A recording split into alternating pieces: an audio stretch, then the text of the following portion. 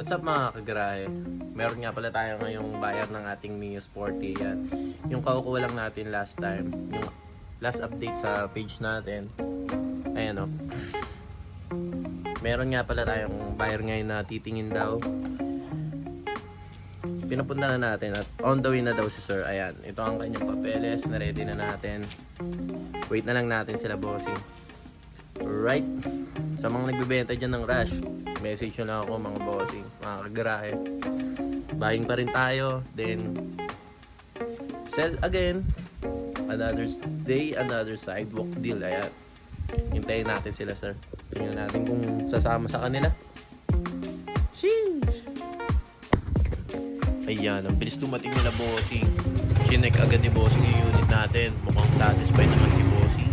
All goods rin naman yung unit natin. Kaya chinek niya agad yung papers. Kung tugma ba chassis and engine number. Kung nakarehistro. Boss. Dili na tayo dyan boss. Binayaran na nga rin pala agad nila bossing. Napakabilis kausap. Thank you. Bilis kausap nila bossing oh. Nice deal, nice deal. Buti malapit lang kayo bossing ano. Maliit lang. Sino ba gagamit boss?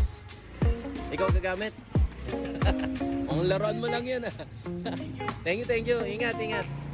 Boss, thank you.